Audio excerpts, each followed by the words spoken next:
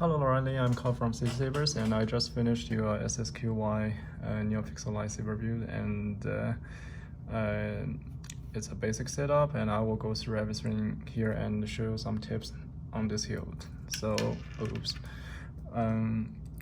first of all, you have the Lightsaber's Neopixel connector on the top of the chassis, and it has 8 glowing LEDs on it. And then you have a single button setup, wired 18650 Leo battery, and with a 2.5mm recharge port. So it actually has a kill switch on it. Not actually kill switch, but a kill key on it. You turn it 90-degree clockwise, and it will turn on the chassis, and if you turn the otherwise, it will turn off the chassis. So access the profit board. You have the profit board in the middle of the chassis, and I leave enough slack wires so that you can lift the profit board. You can access the SD card on the back of the profit board and the USB port on the top of the profit board.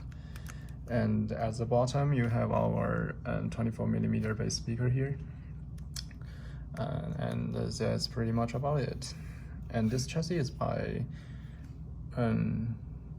Jimmy's Junk, and I think he has a vendor in the US. So I think it's Shamino's workshop. And let's turn on it first, and clockwise. Oops.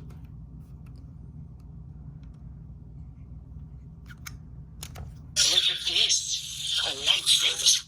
Okay, here we go. So in order to put this chassis into the hilt, you need to remove this red button in advance, and then untighten the retention screw on the top, which is on the emitter.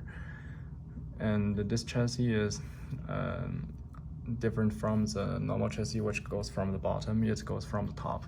So it goes from here and aligns this tactile switch with the button hole, and then threading the red button here.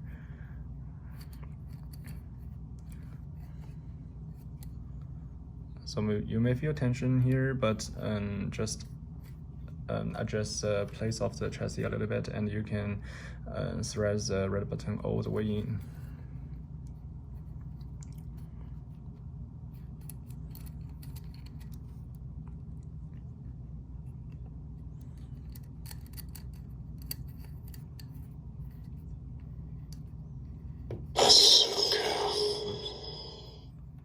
Okay, here we go.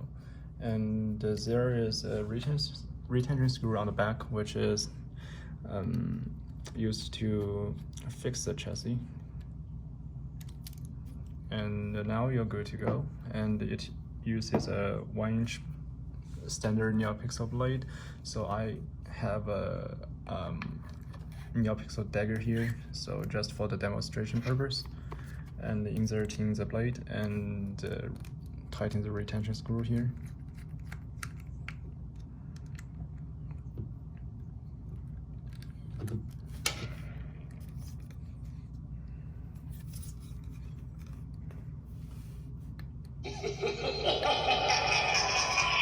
So this is a close shot of the red button, so you can thread it in all the way to the button hole.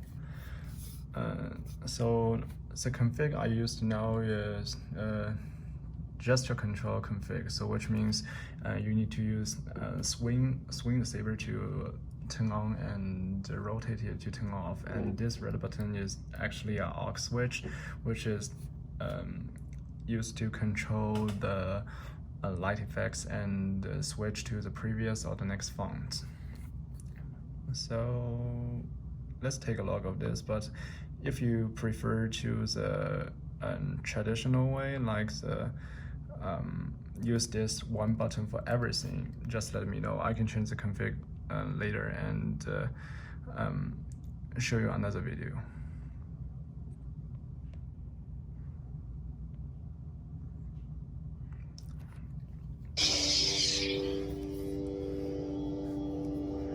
This is turn on saber, and in order to turn off it, yes, and that's pretty much about it. So if you have any questions, please let me know, and I can do the final adjustments before I ship it out. Again, thank you so much.